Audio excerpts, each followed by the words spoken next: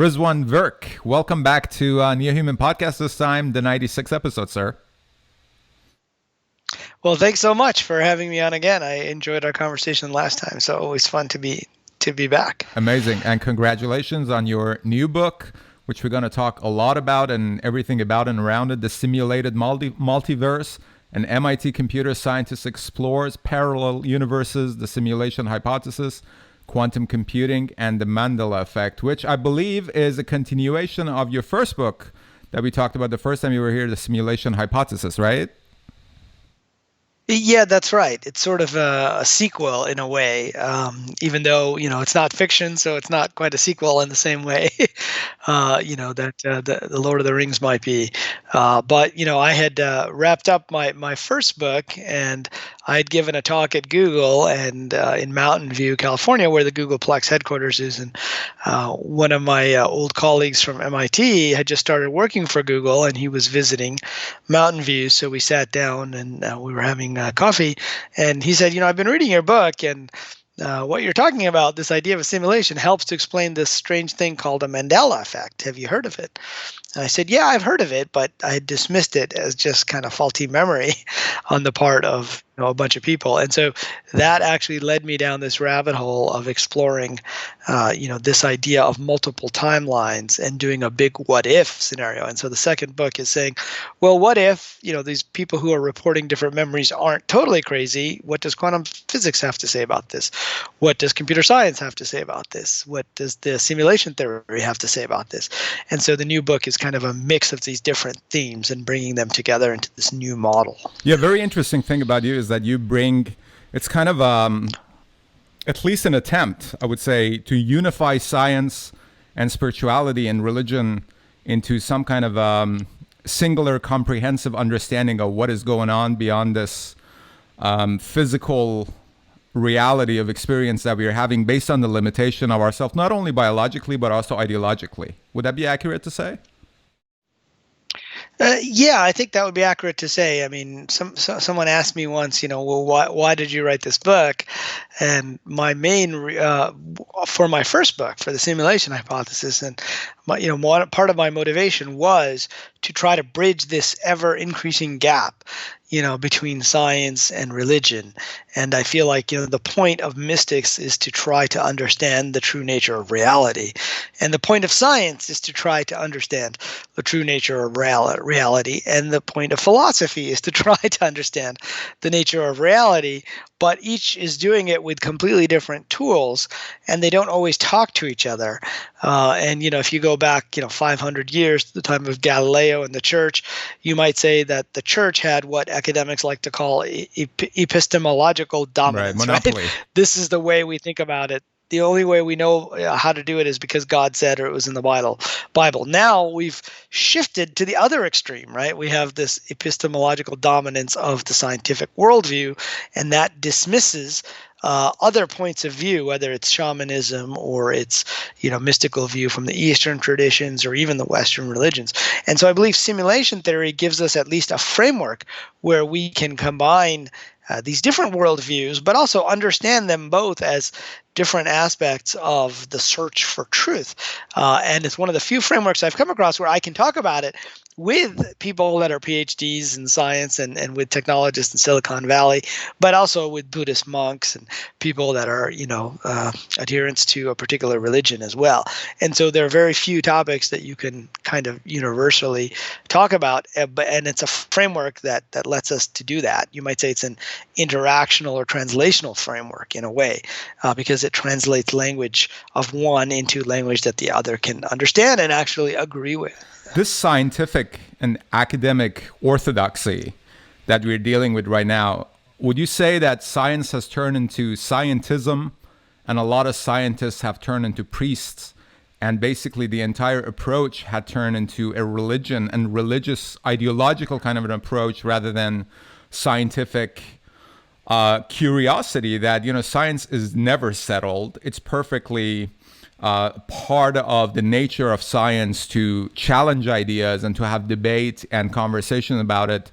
But we seem to be dealing with people who are more of a bureaucrats than people like Carl Sagan, for example, people who are politicians and not really interested in, as you're saying, finding or at least attempting to finding the nature of reality. Yeah, I think very much that science has turned into this what is called scientism sometimes, and it's this idea that our way of knowing is the only way of knowing, and if we haven't endorsed it, if our priests or our members of our community haven't reached a consensus. Now, it's obviously not the same as existing religions, but there is this element.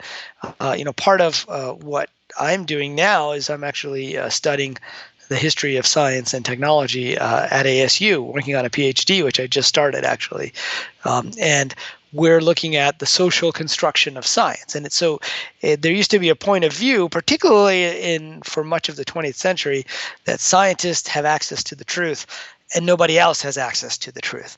And when you kind of open the box and look in a little bit, and you see, well, what does that mean? How is science constructed? You realize that it's a socially constructed thing, in that there are different ways of looking at things. There are different ways of funding different types of experiments.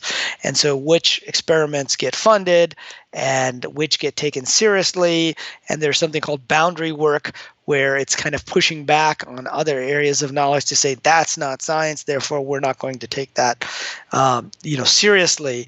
And so you've seen a concerted effort to do this. And so, as I said, it was kind of a response to the dominance of the other side in the past, but now we've gone too far, I think, in the direction of science, where other ways of knowing and other realities and even anecdotal examples are pushed out.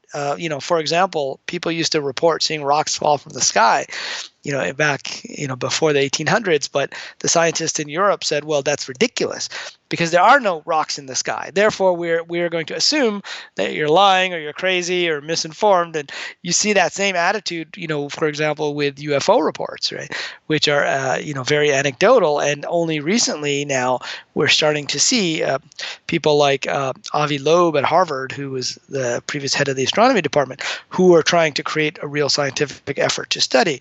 And so I think, too often the priorities in science are not necessarily driven by curiosity about the world, but how to advance the specific set of knowledge, the kind of this edifice that we've built, without going back and re-examining that maybe there's parts of this edifice in the foundation that aren't quite right and that there are holes in that. And that's what many of these anomalous experiences are showing us, is that our cosmological model of the world, just like before, we didn't know there were asteroids beyond Earth, therefore they couldn't fall to Earth. Same thing here. We don't acknowledge that there are any other realities beyond the physical. Therefore, we can't conceive that any such thing like a shaman having a non-ordinary reality experience could be a real experience, right? It's just put into the realm of psychology and imagination. Yeah, so when you're saying this so-called scientism is not the same as religion, I totally agree. But like your book, it seems like scientism is a sequel to conventional religions, which hints, at least to me, to something much deeper within human nature, that we need a religion. We need this superior kind of an authority in order to set some kind of a point of alignment for the collective of humanity to move towards, to strive towards, perhaps. Right, and I think that that may be a human need. It may be a social need of the way in which our societies are constructed, right? Because we now share communication much more freely than we did in the past, and so we've got large groups of people that are part of, say, a nation state, that are looking to the government, for example. And so, I think that's true, that there is a need for people to look to authority, and you'll see these statements well, you either trust science or you don't trust science. And the more you look at it, you realize that for people that are in the know, that's not that simple, right? True scientists will never make these grandiose statements, right? They will go in and make very specific statements about very specific experiments. And that's all, if you read the scientific papers, that's all they're allowed to say. But then when you translate that to the public, it becomes this broader understanding of, no, everything else is ridiculous. Homeopathy doesn't work. We know it doesn't work. Therefore, everyone who does it is a fraud, right? So you get into those kinds of, I think, not just statements, but also you have a general public that's looking for that authority, because most people want to believe what's told to them either in the media or by authority, and then they repeat that. And with social media, we have that happening ad infinitum, right? So you have people repeating the same arguments that they've heard somewhere else. There are very few people who actually might know the underlying scientific data or the facts. But this issue of who gets credibility and who doesn't is an interesting one, and you can study that. And within scientific circles, there is a lot of effort to try to keep certain people out of that. And a good example is the honeybees, right? What they call colony collapse disorder. Many of the beekeepers say, well, it may have something to do with all these pesticides, and they've had intuitions about it because they're seeing different movements of the bees.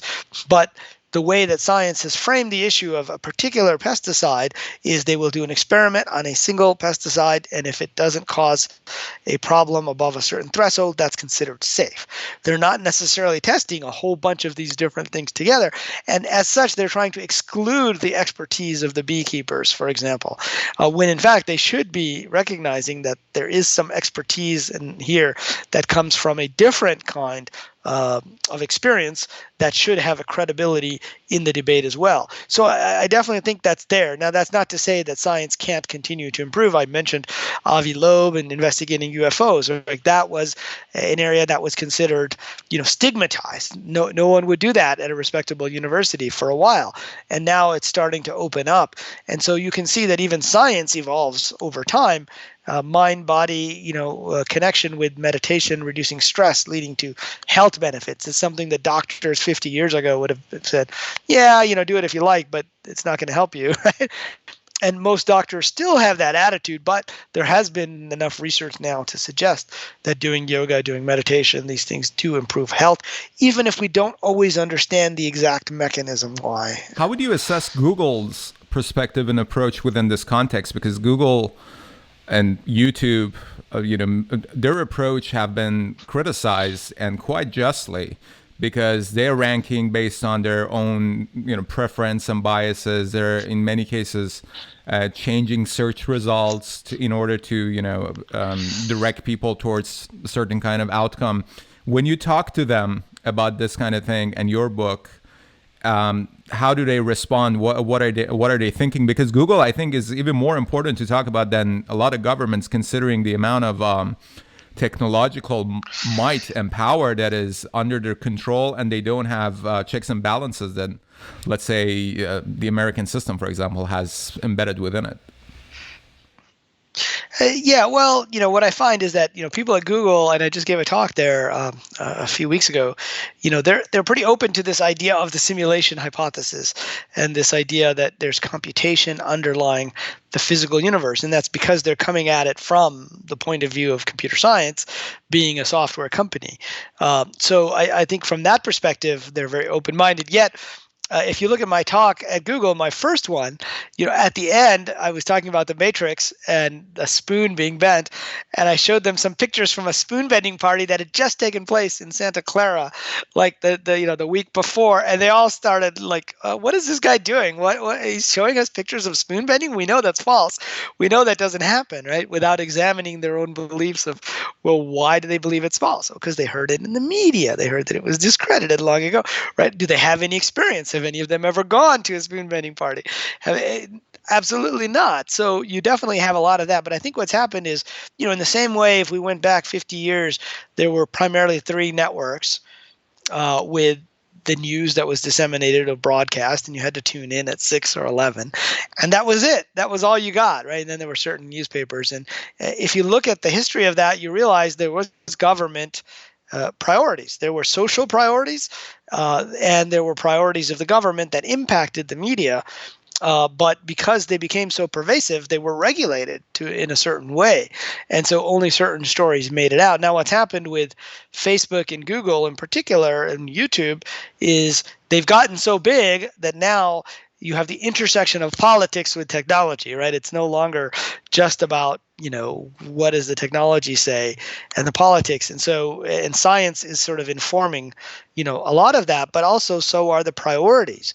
And so because, for example, we've been in the middle of a pandemic, right? You see all kinds of efforts within YouTube to basically ban anything that mentions any kind of, paranormal phenomenon, as opposed to because of the priorities of the society in this case is, hey, we got to get out of this pandemic. How do we do that?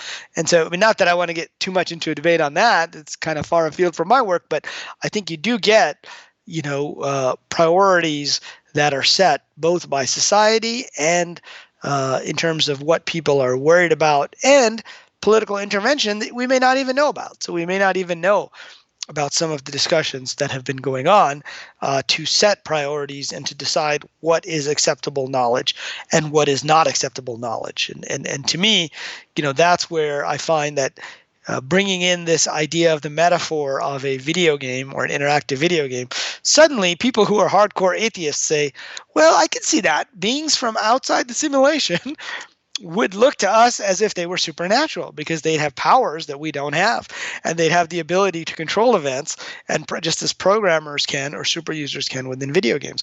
And so I think there may be ways to bridge this gap because it's been getting wider and wider, but that's part of my work, I think, and the reason I wrote these 2 books is to provide a technological framework that says reality may be more complicated than what we think it is. Absolutely. I had Jason Reza Georgiani on the show. I don't know if you know him. He has a new book, Closer Encounters, PhD professor, very well known, very controversial. And his thesis is also that aliens are actually humans who at some point they discovered time traveling capability, and they're changing the timelines of our experience from the 5th dimension. And when I was going through your book, I'm like, holy shit, you basically are talking about the same thing. And like he's getting mocked and ridiculed because of it. And I'm sure you have come across a lot of people like, you just don't know what you're talking about. But more and more as we digitizing our reality, it seems like it is a completely feasible, at least possibility that we have to consider. Yeah, and I mean, I've heard of him, but I haven't read his book, so I didn't know about that specific argument. But yeah, I mean, I find that if I frame the discussion in terms of language and computer science and information science, and you can tie that to the physics, because what's happening in physics is over time, I think they're realizing that the physical world doesn't really exist. And, we might have talked about this last time, but there was John Wheeler, who was one of the famous physicists of the 20th century at Princeton. He worked with Einstein and with Bohr. And he was the supervisor of Hugh Everett, who came up with a quantum multiverse idea, which we can talk about in a minute. But, he came to the conclusion that physics went through 3 stages in his lifetime in the 20th century.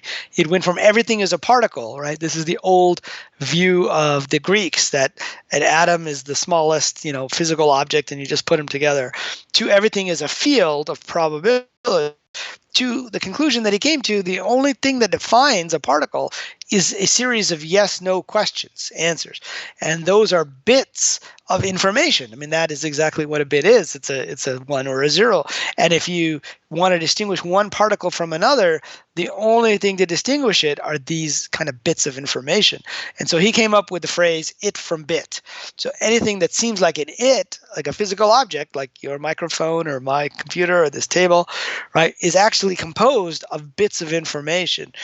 And so I find that, there's more agreement on that even today than there was, when he made that statement, which was back in the 80s, I think, when he came up with that statement. Today, there's this area of digital physics, right? In physics, we always talk about the conservation of matter or of energy. Now there's an area where they're looking at the conservation of information, like how much information is in the universe, which is represented by bits. If you look at biology, the idea of a gene and DNA, it's really just a compact representation of bits of information and then algorithms that you have for refining that information and running it. And so, the conclusion that I came to was that the universe is a process that is computationally irreducible, which is a term that was defined by Stephen Wolfram, who created the Mathematica software and who was a physicist turned computer scientist.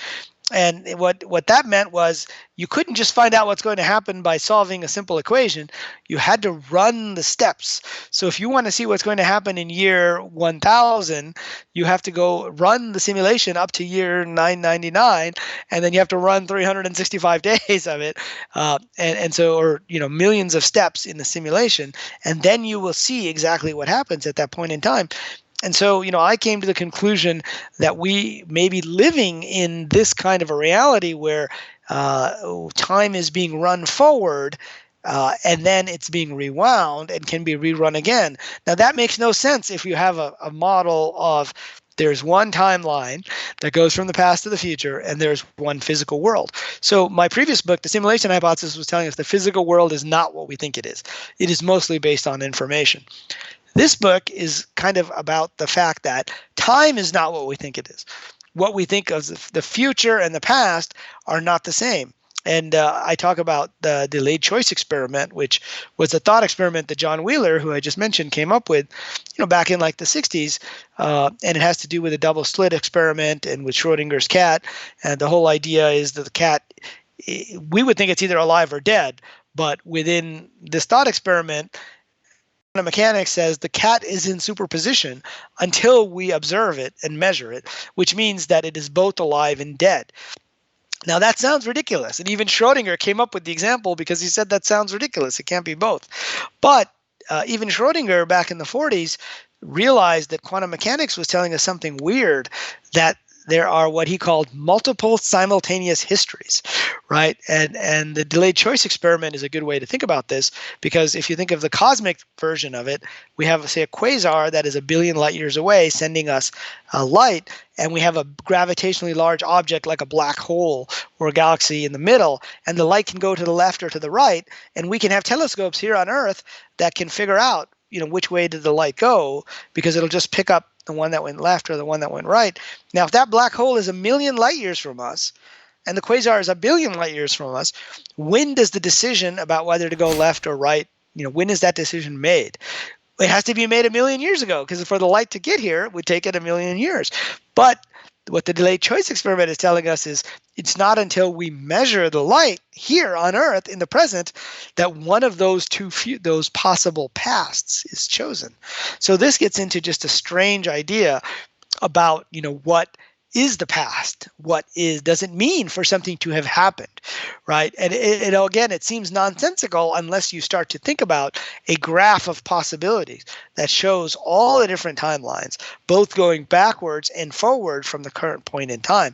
And in this book, that is what I call the multiverse graph. And in the simulated model, it makes more sense, because what it means that something happened just means that we are rendering that specific pathway through the multiverse graph. And I talked a little bit about this last time as well. The reason we can create these very expansive 3D virtual worlds and MMORPGs like World of Warcraft or Fortnite, where my avatar and your avatar are hanging out and we're walking around and shooting at other people. Back in the 80s, you couldn't do that. You couldn't create games like that. And you might say, well, we didn't have enough processing power, but we also didn't know how to keep track of all those pixels. And so what happened between then and now is we learned optimization techniques that said render only that which is observed by your avatar. Right, and so we only render the particular probability or possibility that needs to be shown, and only that which can be seen. And so the golden rule within video games is render only that which is observed. Turns out that's the same golden rule that quantum mechanics is telling us. We only render that which is observed. And if you think of that, all the possibilities as being this giant graph of timelines, and that's really what the quantum multiverse is all about. It's about different choices and different timelines. Then that gives us, a new and interesting way to think about it, which I call the simulated multiverse. Can I read you a poem? Sure, absolutely. It's called Infinite Parallel Universes. Universes, parallel, infinite, all here, slightly different, like radio waves. Tune in with a choice, tune out with a choice. Each choice a path, to live the consequences. Each path a chance, slightly different, all here, infinite parallel universes. That's great. Yeah, well, that's very much along the same ideas that I've been writing about. Is that a poem that you wrote or one that you found? Last June, I woke up in a. I don't want to promote my book, but I would love to send you a copy. Yeah.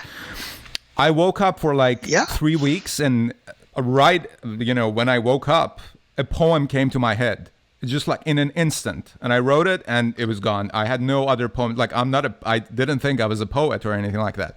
And then there were 22 of them. I think there were like 19 of them actually. I had 2 from before. I kind of revised them and made them into a book. As I said, I would love to send you a copy. But yeah, it seems absolutely. like Feel free to send it to me. Exactly what you're talking about. Yeah, very much. And there's a great story that I mentioned in the book from like in the early 20th century called The Garden of Forking Paths by Jorge Luis Borges, who I think was a South American writer, that I think, is very, very related to what you wrote there. So it may be something that you want to check out. But in the Garden of Forking Paths, it's about a labyrinth in which all men will lose their way, and an ancient Chinese writer who wrote this book, and they couldn't quite figure out what he was writing because it didn't make any sense. There were all these different possibilities and stuff. And you have a scientist who kind of figures that out in the present, and he says that the Garden of Forking Paths is a picture, incomplete yet not false, of the universe such as this particular Chinese ancestor of the person talking conceived it to be, differing from Newton and Schopenhauer. Your ancestor did not think of time as absolute and uniform. He believed in an infinite series of times, in a dizzily growing, ever-spreading network of diverging, converging, and parallel times.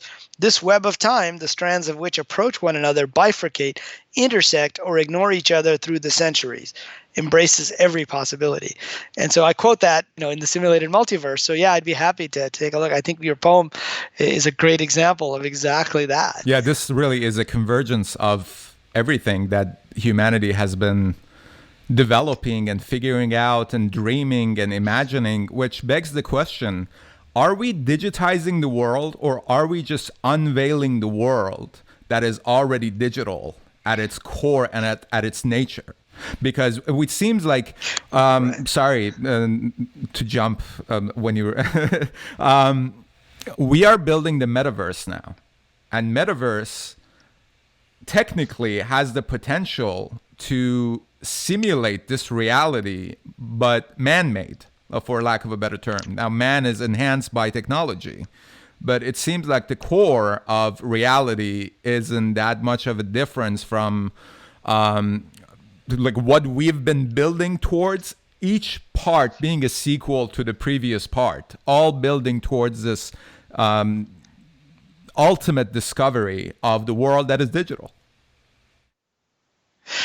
Yeah, I mean, I think you're on the right track there. So there's a lot of talk about the metaverse these days, and Facebook changed its name as a company to Meta to show its how important the metaverse is going to be to its future.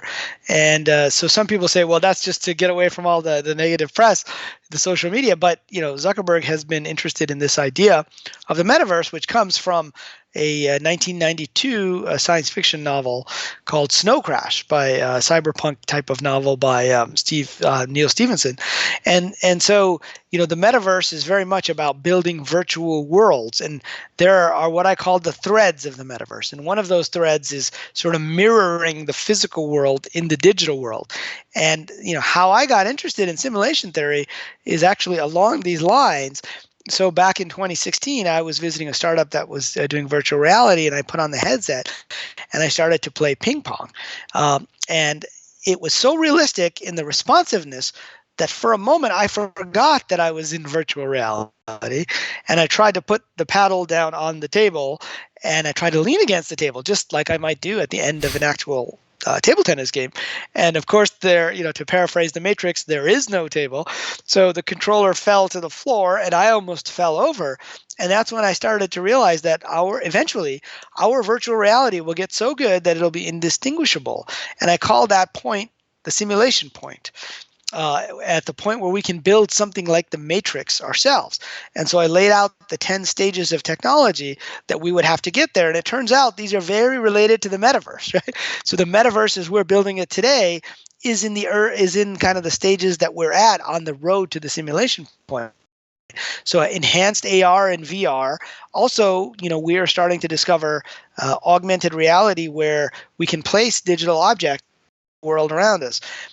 Which eventually we will be able to do this without the glasses, using light field technology. So we're blurring the line between what is digital and what is physical. I call that, the holodeck scenario, right, where we would be able to walk into a room and see things that aren't there, but to us it would seem like they are. And similarly, our 3D printers are getting so good that they can start to print things out, like in Star Trek, The Next Generation. When Captain Picard used to go and say tea, Earl Grey hot, and the replicator would just create the cup and the tea. Now we're not quite there yet, but we can create the cup. We can actually 3D print cups now, but we can't necessarily, in the same printer print the liquid, but eventually we'll get there. But then we get into this area of brain-computer interfaces, right? Where we can send in what is digital information into the brain and fool ourselves in the brain to not realize that where we are is a virtual digital world. And so that leads eventually to the simulation point where we are having an experience like the Matrix. And so when I started to research this area of simulation theory, I discovered Nick Bostrom, who was at Oxford, who basically said that if any civilization ever gets to that point, right, then we're already likely in a simulation, because they'll be able to create so many different digital simulations. All you have to do is crank up another server, that with infinite variety, that we're more likely to be in one of those. And so I think that, part of why the findings of quantum mechanics are so bizarre, right? Niels Bohr said, if you are not shocked by these findings, then you haven't understood quantum mechanics, right? Is because we think we're in a physical world. And so very much, if we can get there, and my conclusion is we can get there in 100, 200 years, where we can create, these perfect digital replicas of what we think of as the physical world, because we're starting to discover the algorithms, the procedural generation that's used in biology to generate, flora and fauna, for example.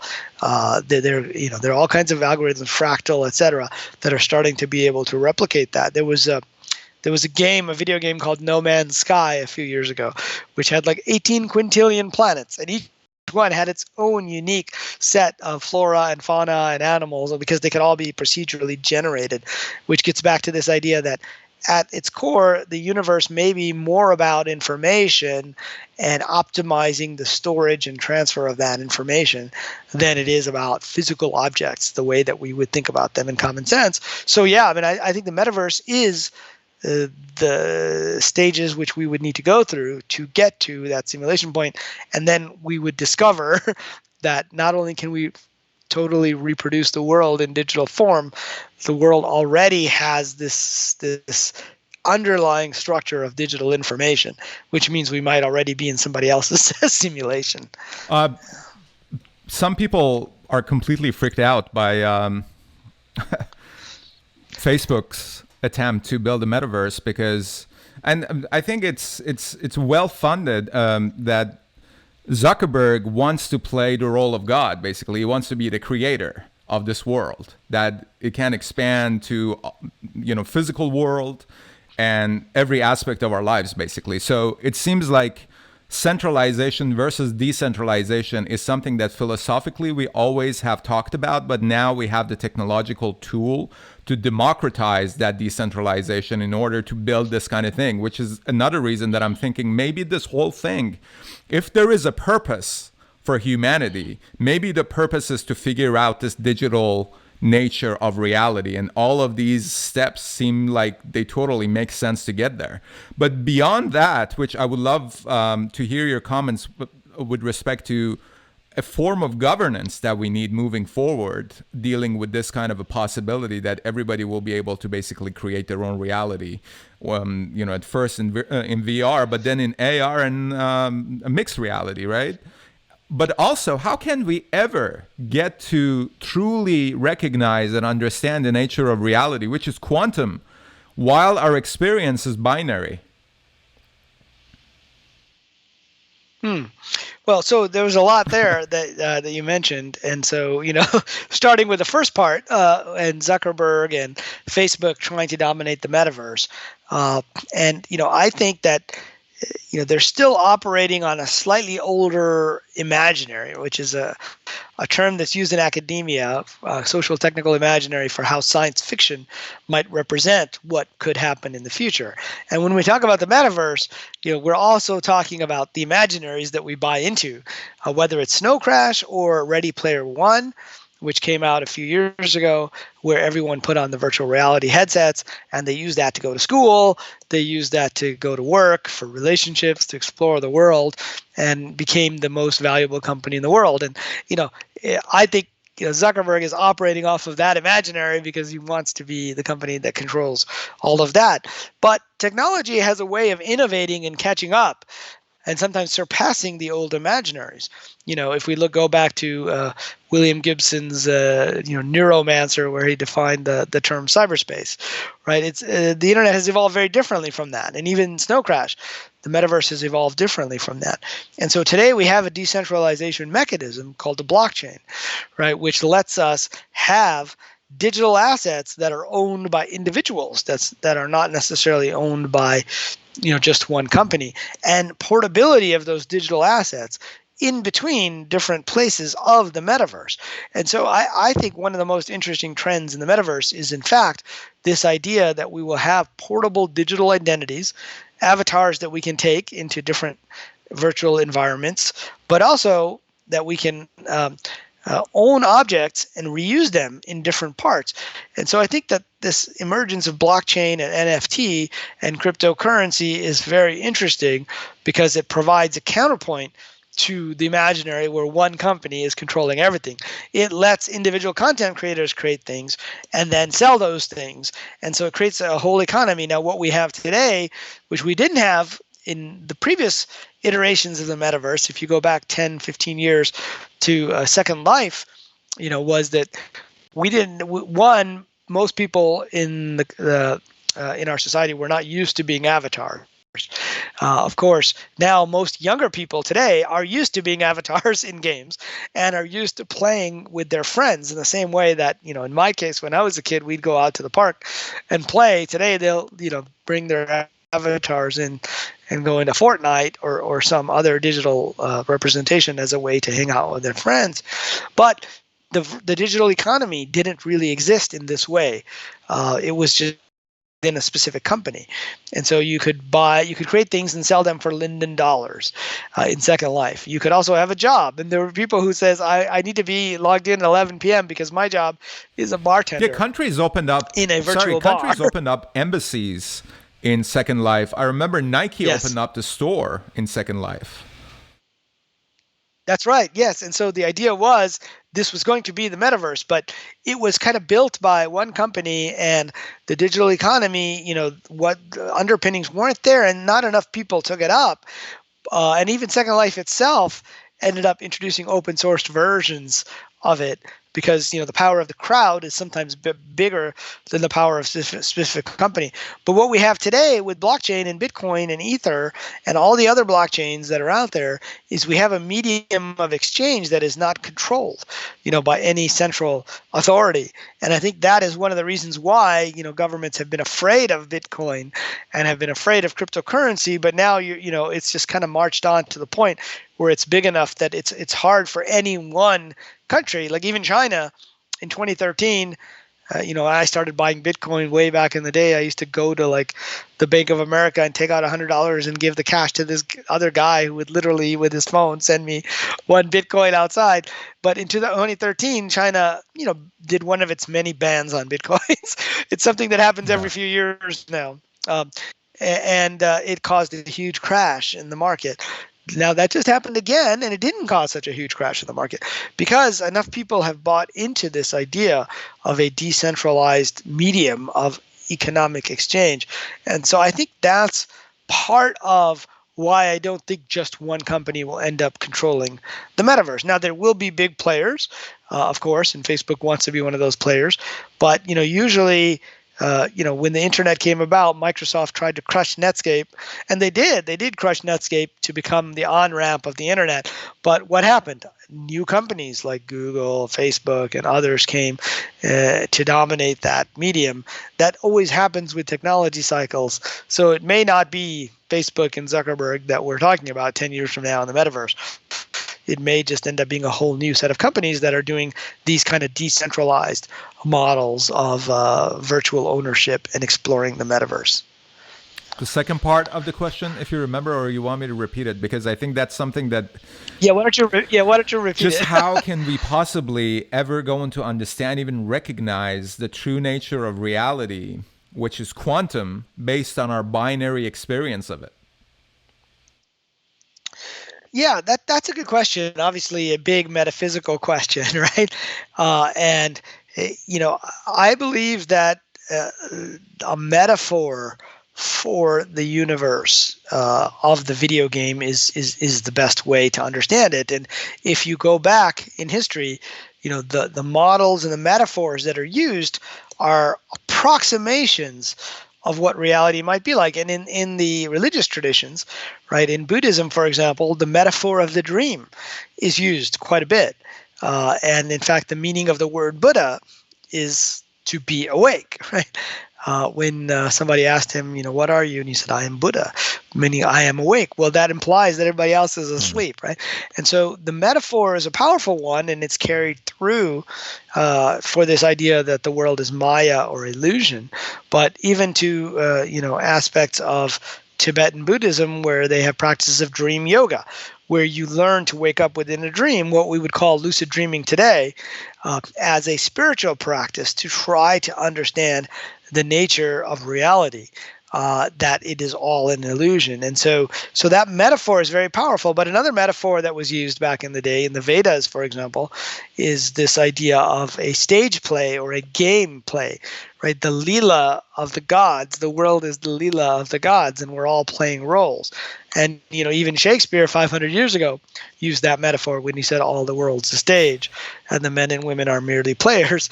And then if you go back, 100 years, Yogananda, who wrote Autobiography of a Yogi, which is, one of the most popular spiritual books of the 20th century, at least in the West, and he came over after World War I from India to the U.S., and he used a more up-to-date, more modern metaphor. He used the metaphor of a film reel and projection. He said, like, seeing all the suffering in World War I, he said, it's like a movie, you're watching it, and those are the roles that people are playing. But I believe if those guys were alive today, they would use a different metaphor. They would say it's like an interactive stage play where we all get to make choices, and we've kind of all agreed to play these roles. Well, what does that sound like? It sounds like an interactive video game.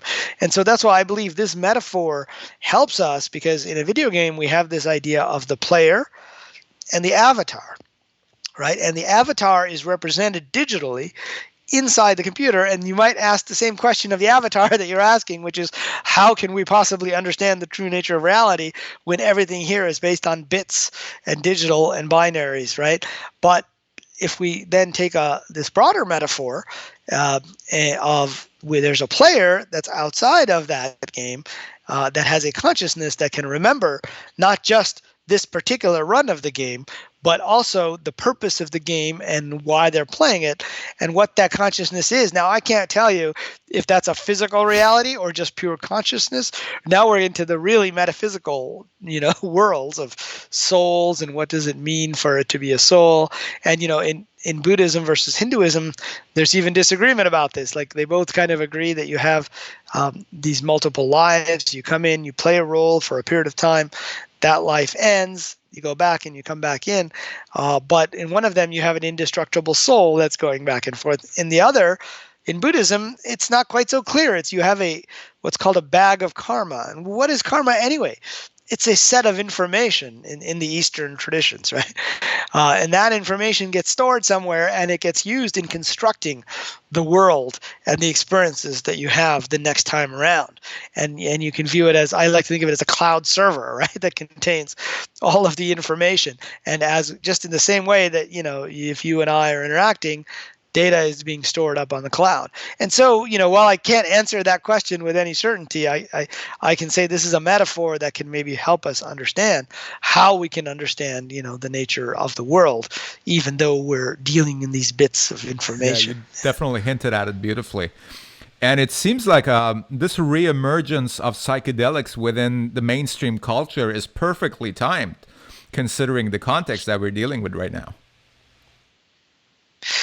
Yeah, you're right. So there's a lot of interest in psychedelics again, particularly in therapeutic applications. But I don't have a lot of experience with it. But people who have will tell me, well, they'll see like graphical lines and grids, and said, well, you can really see the simulation, when you're taking DMT or something else, and that you can start to see that what we think of as physical reality is not quite the same. And so it does lead to this question of, have we been socialized to see the world a certain way, right? Getting back to our original discussion about science and the epistemology, which means how do you know something? That's what that term means.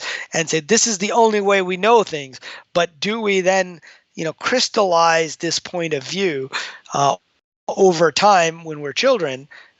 Maybe children who see imaginary friends are not crazy, right? It's not just imagination. Maybe they're seeing spirits. Maybe there are other worlds. Like in Islamic traditions, we have the jinns, who are other types of beings who exist outside of the physical reality, but also outside of the timeline. And this ties to this other thing, the Mandela Effect, which we can talk about in a minute.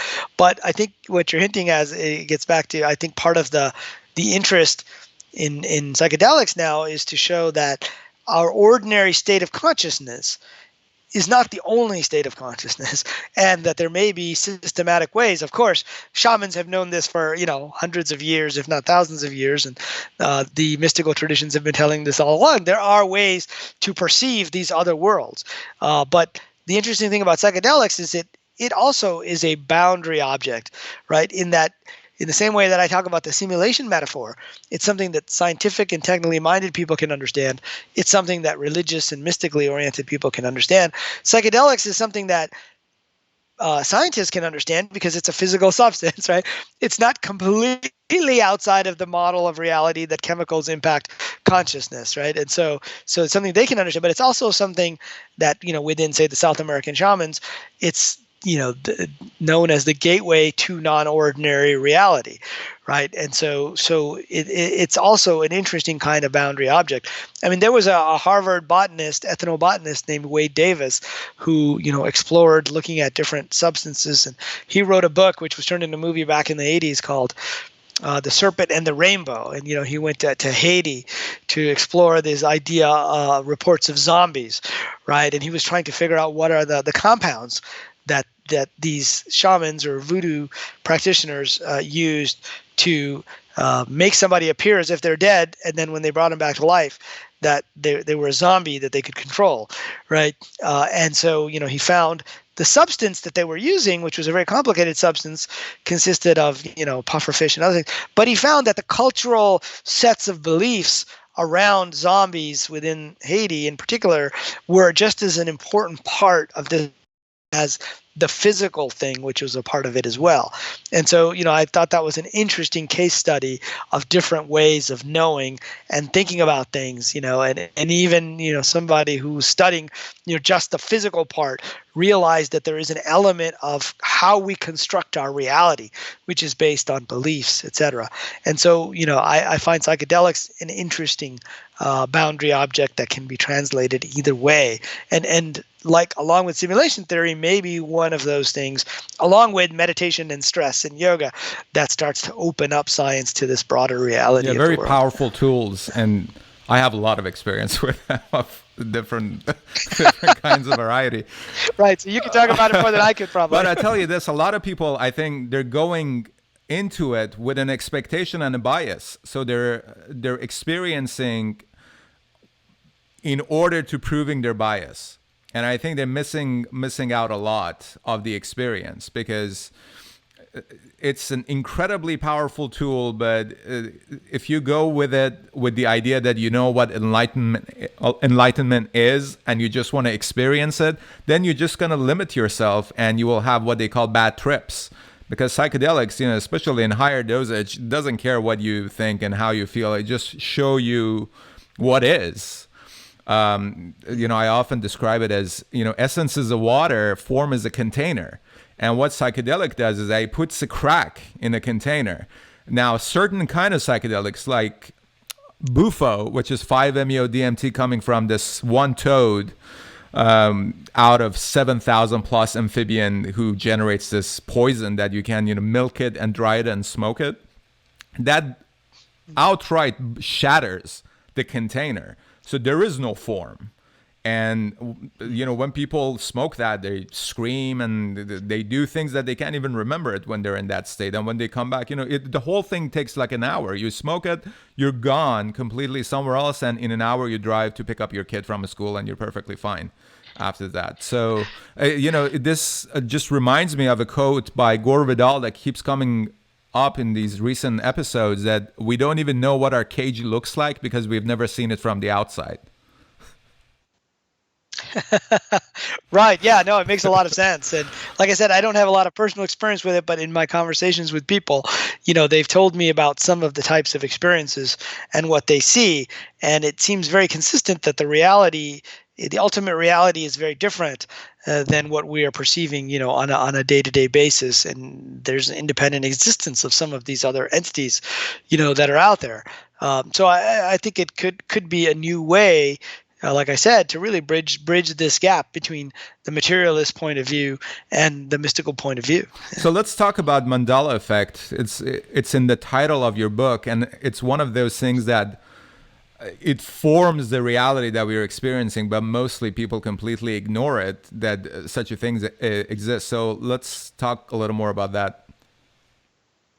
Yeah, sure. And I will say that I also, kind of ignored it initially when I had first heard of it. And so most people have probably heard of it at this point. It's a pretty popular internet meme out there.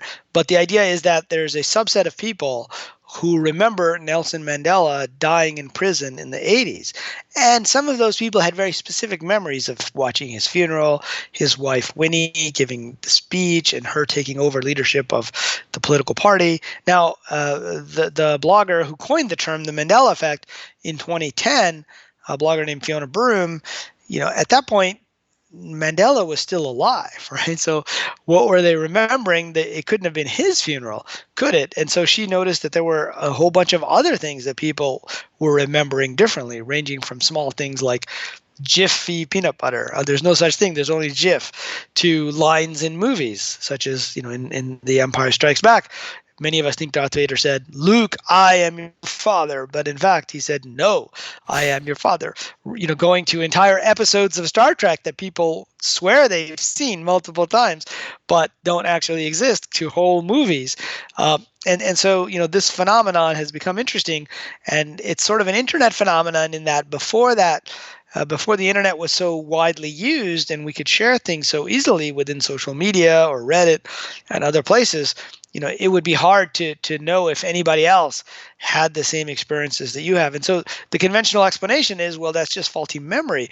But, in this book, I explore the idea, what if, in fact, these people are remembering an actual timeline, and as opposed to simply misremembering things, because in some cases you have what I call higher significance or higher proximity to the specific thing that we're talking about. Now, for example, there are groups of people who remember the Reverend Billy Graham having died and getting magazine articles with his picture on it, who are evangelical Christians. Now I wouldn't know, when the Reverend Billy Graham died, or if he's even still alive, because I'm not an evangelical Christian. But for those people for whom that holds the higher significance, they would know. And there are many, many reports of them saying, well, no, I remember his funeral years earlier than he actually died. And I remember Bill Clinton speaking there, and I remember getting these magazine articles. And so, and similarly, there was a YouTube blogger who was a journalism student who went to South Africa to interview Nelson Mandela in the 80s, and she was told he's too ill to do the interviews. So she had to come all the way back from South Africa. And then, she was working a couple months later for NPR, I think, in Chicago, and he died. Now, how likely is it that somebody who's a journalism student and becomes a journalist and goes to see Nelson Mandela is just going to mistake that death for some other black leader who died in prison back in the 80s, right? Now, I might mistake it, or somebody else might mistake it, but they may not. And so, that's where this whole thing started to get more interesting. And then you get to physical objects, right? So the physical object of the thinker, the statue, which shows a pose kind of like this with a, kind of a light fist underneath the chin. Well, there are pictures of people standing next to it in the same pose with their clenched fist on their forehead, which seems really odd when you look at these physical objects, right? And then there's actually a picture of G.B. Shaw, George Bernard Shaw, in London, taken just before the unveiling of the bronze statue, the Thinker, one of the bronze statues, and it says G.B. Shaw in the pose of the Thinker, and he has his hand on his forehead, and clearly the Thinker doesn't have that. And so, these things might have more significance or proximity. If you're standing next to a statue, you have a higher proximity to that than somebody who's just heard about it or seen pictures online. But where it really got interesting was in scriptural changes, right? We've all heard, the quote from Isaiah about the lion will lie with the lamb. And turns out that's not there. If you look at the King James Bible, it says the wolf would lie with the lamb. And yet there are many places where they have pictures of the lion and the lamb with a quote from Isaiah, like physical objects that are left. And so, some people who track this stuff, again, getting back to significance, there are people for whom the Bible verses have real significance, that they would be more likely to remember them than somebody who's not into the Bible. And they track these online. And my thought was, well, it's probably just a mistranslation. It was an old version of the King James Bible, the new version. And some of them claim to have the actual physical book from when they were kids and they memorized it, but it's changed. And so now in the religious world, they think the explanation might be some sort of, a satanic force or someone is trying to change it. So that's a different explanation.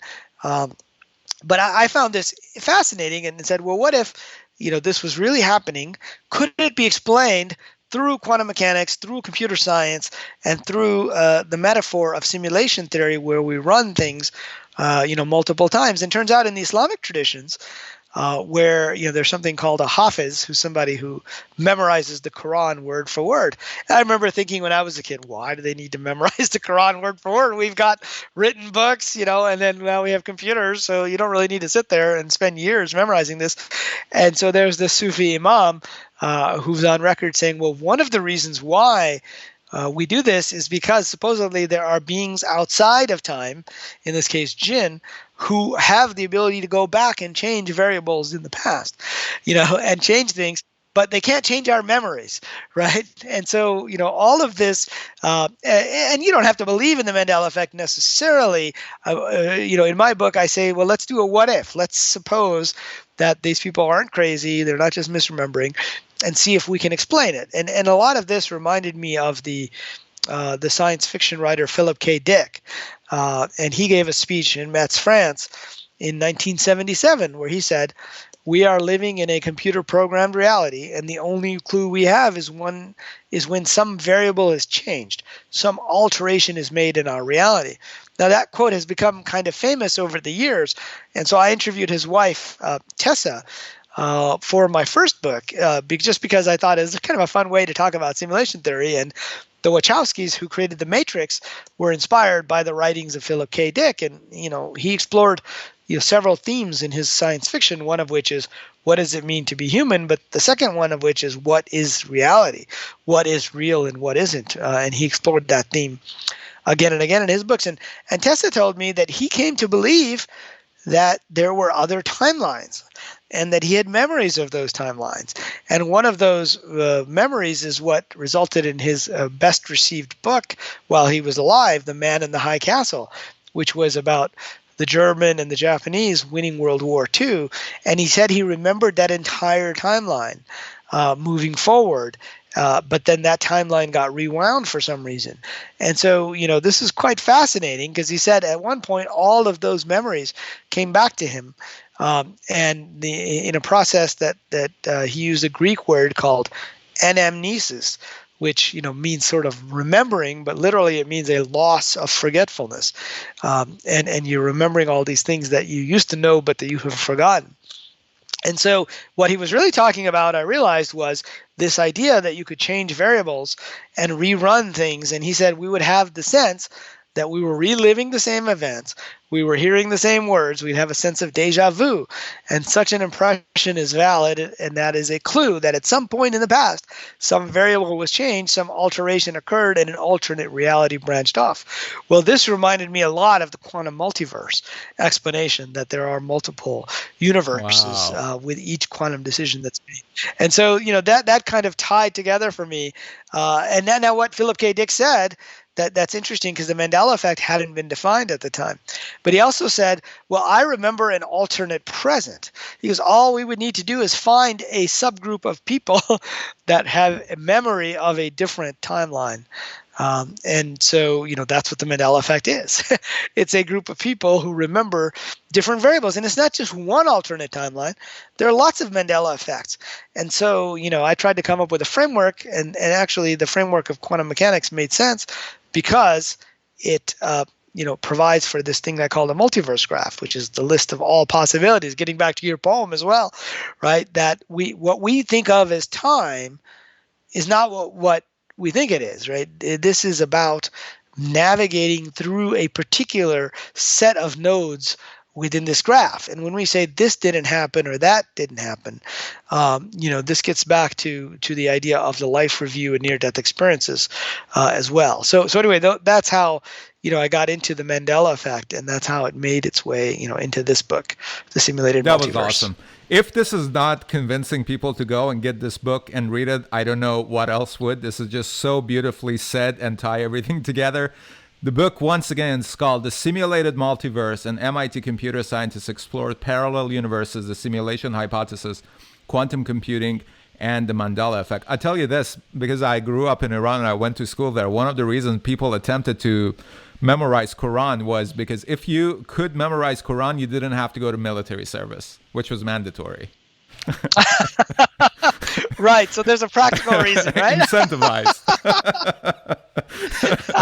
Yep, absolutely. The social benefits of a certain way of thinking about things, right? Yeah, but you kind of blew my mind, because this is a unique thing about Islam and Quran, that they're saying that even if a vowel is changed, it's basically it's a sin. It's one of the biggest sin, and the person who changed that vowel needs to be killed.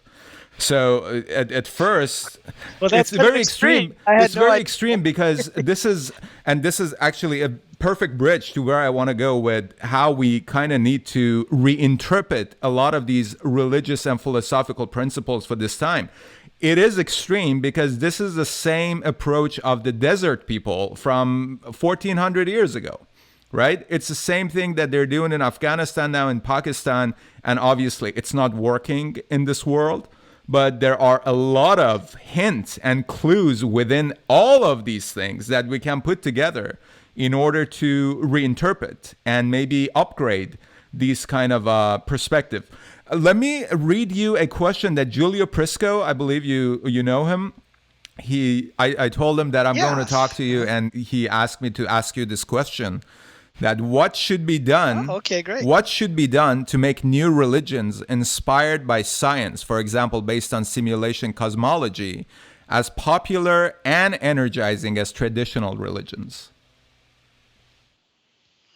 Yeah, that's an interesting question. I mean, I kind of like to call simulation theory the first new religion of the 21st century, right? Because we are at a critical point where enough people understand this metaphor, of the video game, and that the younger generation spends much more time being avatars within video games, right, than we ever did before. And so they're very open to this idea that what we think of as reality might be in fact like Minecraft, right? Might be in fact like Fortnite. And so a lot of times people who read my first book, The Simulation Hypothesis, will tell me, oh, I got into this because my kids asked me, are we living in a simulation? And so, I think that, like I said earlier, simulation theory provides a way to think about and reinterpret, just like you were saying, some of these older metaphors that people used. I mean, if you look, we've been talking about the Islamic traditions a little bit. If you go back to the Bible and the Quran and that traditions, they talk about the book of life in Judaism and Christianity, and the scroll of deeds in Islam. And the scroll of deeds is said to be a list, a book, right? A scroll, something they understood back then, of every single action that you performed in your life, with two angels, the Kiramin Kitaba, I think they were called, and they actually have names, these angels. And of course, if we think of that as, there are, two angels for every person, and there's actually, 14 billion angels. I mean, that's an outdated metaphor, right? And so today, in computer science, we use the term daemon for a process that is running on a computer by itself. And so if we were to record everything, the metaphor of the book seems old. We would simply record everything, right? We would use a video recording, just like we do in Twitch, and to show off our video game play. I mean, my nephew, when he was like three years old, would say, "Hey, I want to watch Star Wars gameplay. I want to watch that man and that woman playing Star Wars on YouTube," right? And so it's a recording of the actual gameplay. And so if we reinterpret what these religions were saying, I mean, they were using the metaphors and practices of 1400 or 2000 or 2500 or 5000 years ago. Into today's terms, we would use different metaphors. And so I believe simulation theory is a great metaphor for that. But also it kind of, I think, will help, because if you look at in the US, for example, the fastest growing religion is not necessarily atheism or Christianity or Islam. It's the fastest growing designation, not necessarily religion, is spiritual but not religious, right?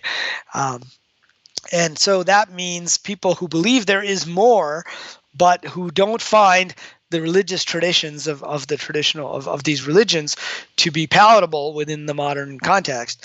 And what we have to remember is each of these religions were very modernizing at the time. I mean, they were considered liberal folks who were, literally iconoclast means the breaking of idols, right? That's literally what the word means, based on, the Prophet Muhammad breaking the idols in Mecca at the Kaaba, some 1400 years ago.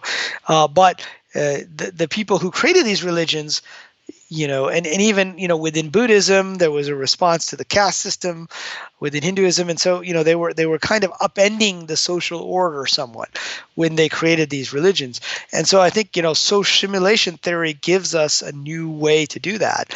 And, I don't know whether it's going to become an organized religion or not. That's an interesting question. I'm following that myself, but I think it certainly could be.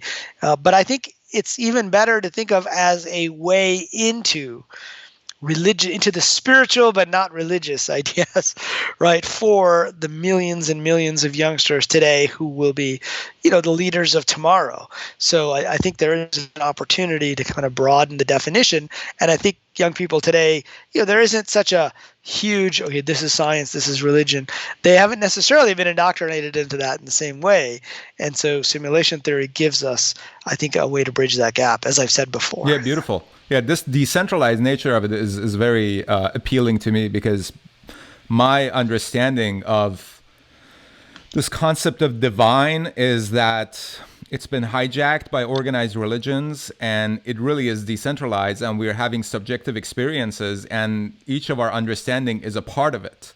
And it's not only our understanding as humans. A tree has an experience of the divine in its own way. Sea has, its own experience. Rock has its own experience. And mathematically speaking, I was talking to James Lindsay more than a year ago about this, and he was like, there are certain numbers that we can write and say their name, but after a certain amount of numbers, there is nothing we can do about it. We put ... And he said that he called it infinite point, that he's an atheist. He would recognize the validity of an argument for God, quote unquote God, as a placeholder in that ... So it's something like this simulation theory is a fertile ground, basically, for the decentralized subjective experience of the divinity and the divine that is everything and anything that has any kind of an experience. Yeah, I think you're right. It is much more. It can be much more decentralized depending on how you view it. Now, in my view, I think tends to be what I call the RPG version of simulation theory. Simulation theory also sometimes scares people in the religious sense because of what I like to call the NPC version, or the non-player character version, in which everyone is just code on the server, and people freak out if they think of it that way, because then it's like, well, your life is meaningless, you're just an AI bot. But I think that the RPG version, the role-playing game version, where we are playing an avatar, is the more powerful metaphor, and the one that opens up this ability, because people always say, well, who's outside the simulation? Is it aliens, right? You mentioned that earlier as well. Is it time travelers? Is it, an evil entity that's controlling it? Is it jinn? Is it Satan's? Is it God? Is it these things? And say, well, what if it's us, right? What if we are outside the simulation, and we have on our headsets, and we are now, we have chosen to play the game. We are taking on the challenges in the same way that in a video game, you have to have quests and challenges in order to make the game interesting. Otherwise, the game is no fun. And we've agreed to these challenges in our lives. And so it becomes a different way to think about the challenges of life and to view the world, but also to open our minds to this greater perspective that might be out there. So, yeah, I mean, I agree with that. I think simulation theory can be a doorway to the divine. Amazing. The book is called The Simulated Multiverse, and MIT computer scientist explores parallel universes, the simulation hypothesis, quantum computing, and the Mandala Effect. It's available in Kindle, paperback, and audiobook. Is it available? It will be available in audiobook soon, but the audiobook's not been released yet. But yeah, it will be. Well, Rizwan, thank you so much again for your time and your generosity with your knowledge. Every time we talk, it's amazing. So I really do appreciate it. Let's end this program, this episode, with your message to the world as we are surfing this exponential curve of technological progress towards a singularity and everything that is happening with and because of it. Sure. My advice to the world is, let's not take everything so seriously. And it's very possible that all of this is a video game, and the challenges that we're going through are challenges that we have chosen to be here, and that can give us a different perspective in life, and that challenges are important in our lives.